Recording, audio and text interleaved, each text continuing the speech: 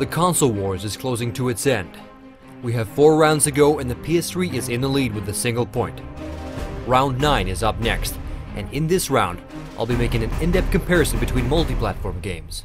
I'll be analyzing the games in terms of graphics and performance, so get ready for yet another very exciting round of the console wars.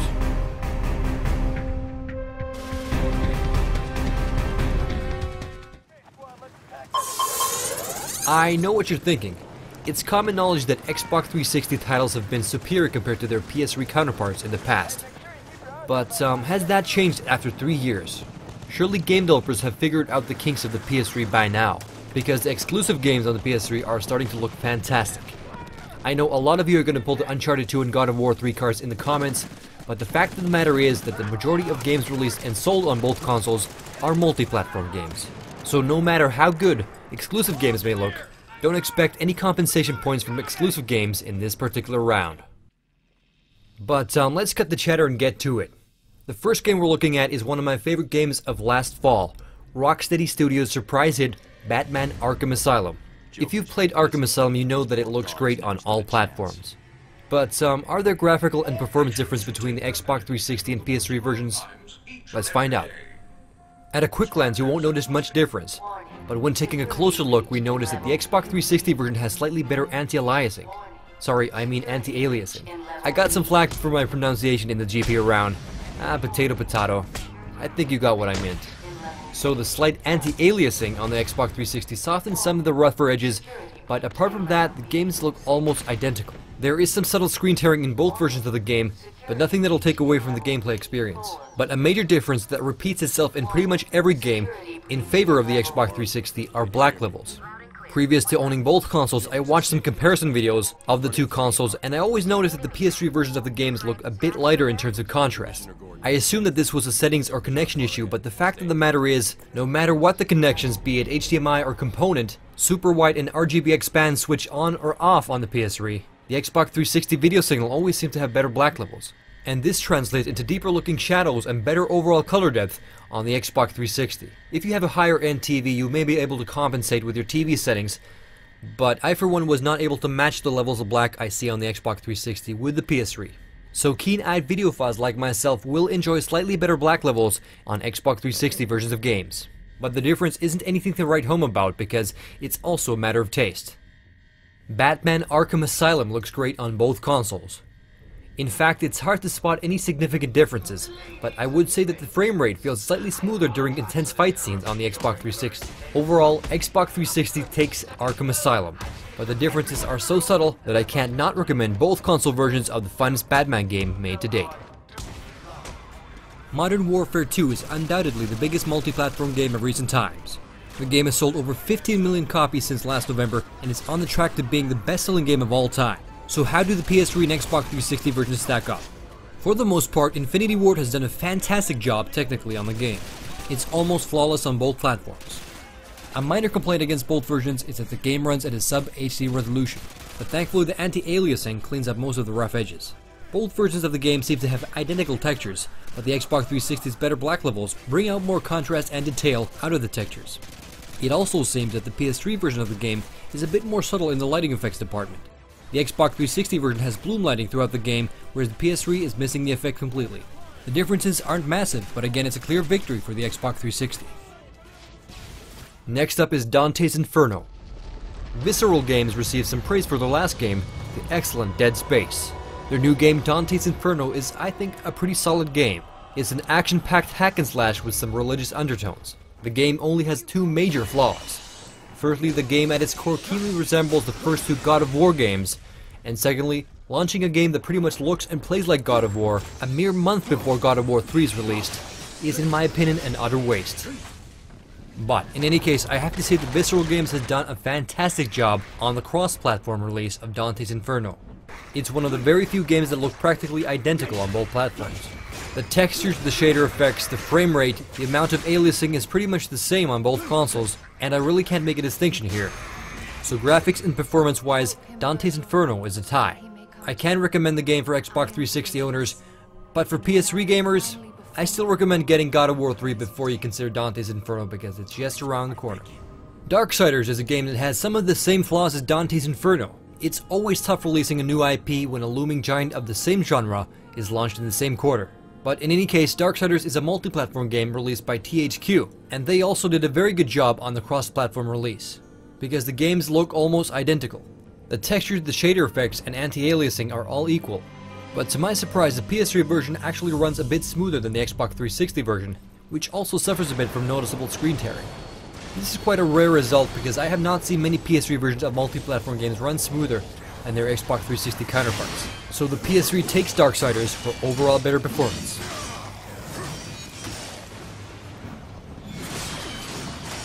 The next game is a title that has caused some controversy because of claims relating to a bad port over to the PS3. And unfortunately this is exactly the case. Bayonetta has to be one of the worst PS3 ports in recent memory. The PS3 version suffers from bland textures, a choppy frame rate, and some serious aliasing. Some of you may consider the comparing of Bayonetta as unfair, as it's known to be a bad port, but the fact is that Bayonetta is not the only game that is significantly worse on the PS3, and it's definitely a viable example of what you can expect from some multi-platform games. Lazy programmers or not, PS3 owners will suffer from bad ports more often than Xbox 360 owners. Bayonetta is a game that demands a high and constant frame rate, and the PS3 version does not provide this.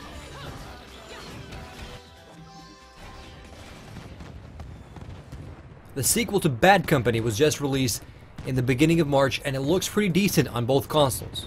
There's an astounding sense of realism in the game, destructible environments, and the colors are nicely desaturated for the rough and gritty visual style of war you see in war epics like Saving Private Ryan. The first game was rushed to the market, and both console versions suffered a bit from screen tearing, and the PS3 version suffered a bit more.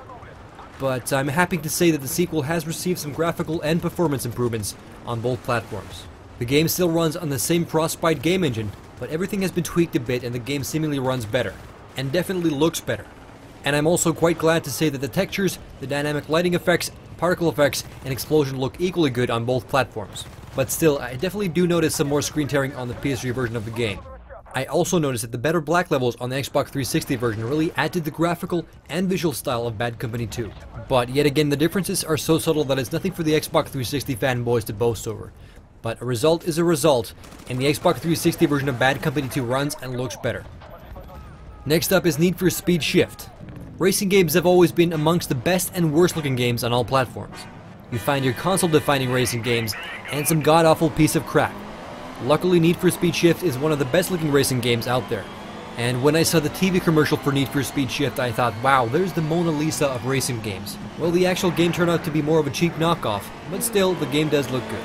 I especially enjoyed the depth of field and motion blur effects that really add to the illusion and speed. But which console version of the game looks and performs better?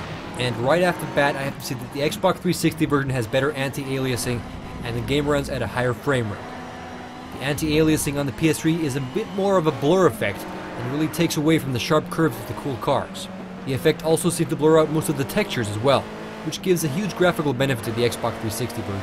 The lower frame rate of the PS3 version definitely takes away at higher speeds as it seems to affect the response time of the controls. Overall, the better graphics and stable frame rate make the Xbox 360 version of Need for Speed Shift, hands down, the version of choice. Some of you may remember a couple of years back, there was some controversy about EA Sports games. Xbox 360 versions ran at 60 frames per second, as PS3 versions ran only at 30 frames per second. PS3 fanboys were not happy, there were bodies left and right, and EA Sports got scorched pretty badly. Luckily, fanboys are short in their anger, and all was forgotten after PS3 versions started to run at 60 frames per second in 09 versions of EA Sports games. So where are we now after 3 years? I'm happy to say that Peter Moore's EA team has done a good job making both console versions graphically equal. So while it may have been that the Xbox 360 versions of EA Sports games were superior in the past, the PS3 has now caught up, and in terms of performance and graphics, the games are now pretty much equal. So it's a tie for NHL 2010.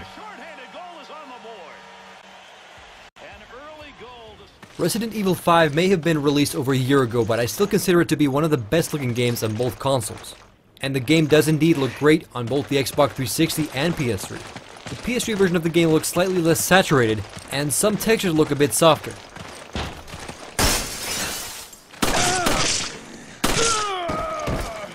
Frame rate also seems to take a small hit on the PS3 when action gets hectic.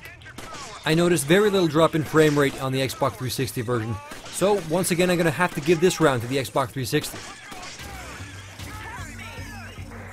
Get ready to get to the chop up, because the eternal fight between aliens, predators, and colonial marines continue in this latest installment of AVP. Licensed games have the tendency to basically suck.